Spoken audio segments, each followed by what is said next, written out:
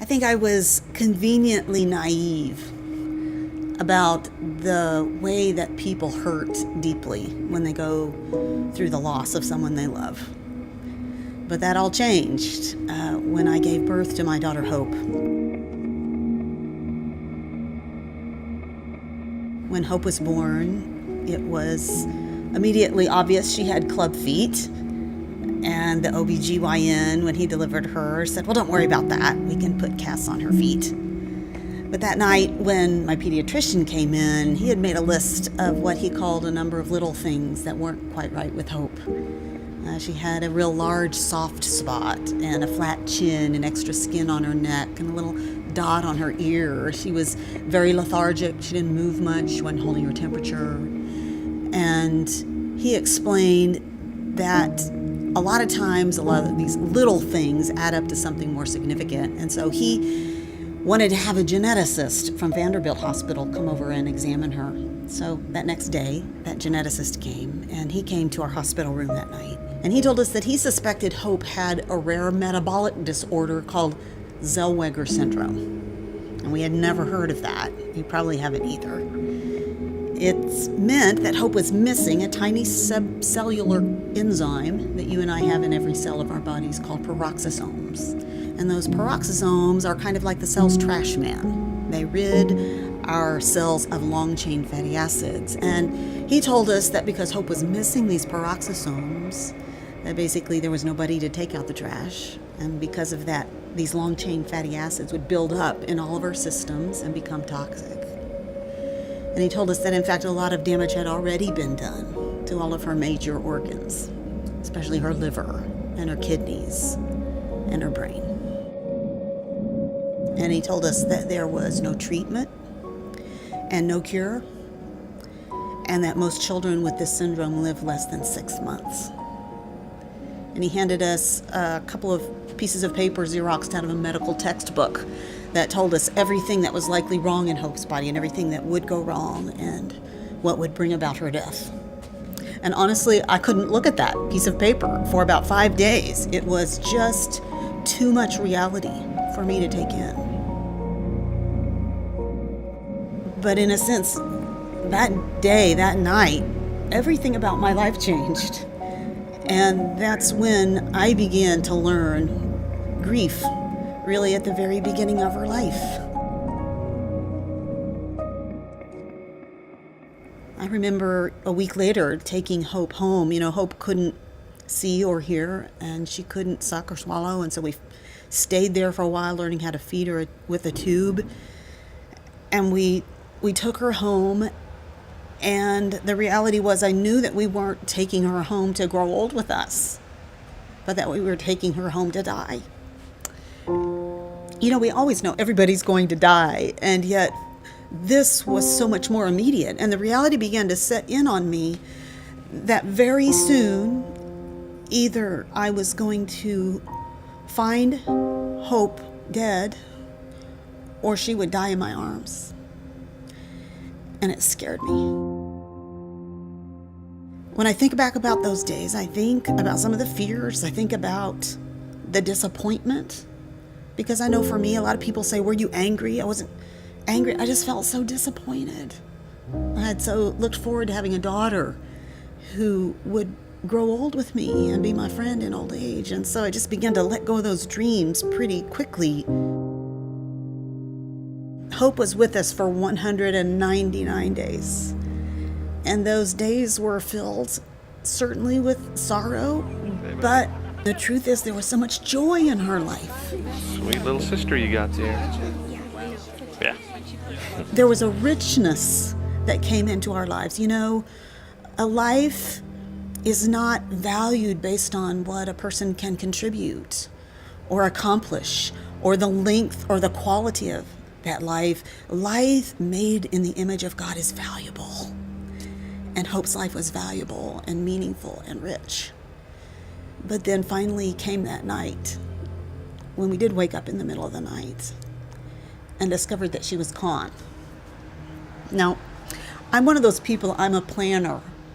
And I remember thinking during the 6 months of Hope's life that probably grief for me wasn't going to be as hard as it is for other people because I'd gotten a head start on it somehow, that knowing she was going to die and processing some of that during her life meant that it wouldn't be necessarily as hard. But that just didn't turn out to be the case. There's a difference in knowing someone's going to die and having that person just gone, and the quietness and the emptiness that sets in. Now, to have a child with this syndrome meant that my husband David and I must both be carriers of the recessive gene trait for that syndrome. So, after we had Hope, that meant that we had a really difficult decision to make about whether or not to have more children. And we decided to take surgical steps to prevent another pregnancy. And evidently it didn't work. And I discovered about 1.5 years after Hope died that I was pregnant. And I remember driving up to my husband's office and walking into his office, and we sat there with two very strong competing emotions. There was a part of us with kind of a cautious sense of joy. Like, here's this thing we have ruled out that God has clearly overruled, and perhaps he's going to give us another child to raise and enjoy that we so wanted but didn't expect. But at the same time, I felt this huge sense of fear. Like, maybe God is actually going to ask me to do this again. I remember just feeling like at that point, the sun was just beginning to come out in my life again. Like, I didn't cry in the car when I drove across town by myself every time anymore. But I remember that day sensing that it was almost like there was gray clouds gathering in the distance, and was wondering if they'd be headed my direction. I went through prenatal testing and discovered that, in fact, I was going to have a son this time, and that he would also have the fatal syndrome. And if it makes sense to you, it was kind of the same but different this second time around. It was very different to go through that pregnancy knowing that I was going to have a child who was going to die. Honestly, it was really awkward at times. We would run into people who had known we'd had a child who died, and they would see that I was pregnant, and they'd be so excited, and I would stand there having to decide whether or not I was going to tell them. And oftentimes I did tell them, well, this child is going to die too. Our son Gabe was born in July 2001, and he was so beautiful and so easy to love. And in many ways, it was so sweet in that with Hope, we hadn't known before she was born, and we had to immediately reckon with this news that she was going to die and figure out how to care for her. And of course, with Gabe, when he was born, we were able to move immediately into just enjoying every day that God gave us with him. And we enjoyed 183 of them. And then once again, we said goodbye.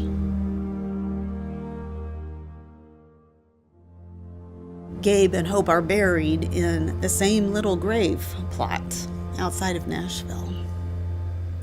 And when I think about those 2 days when we put their bodies into the ground, I think those were the lowest days of my life.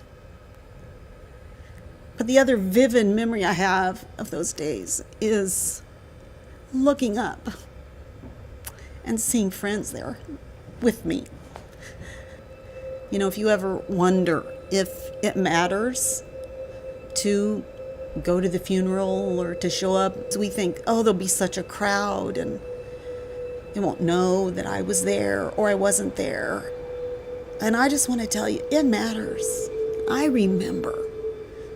I think I realize now how much it means to have other people come in close.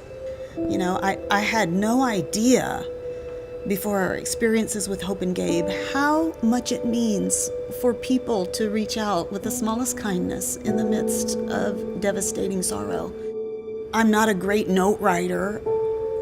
I never have been, but I'm better than I used to be, really because of the power simple written notes had in my life during these years and really continue to have.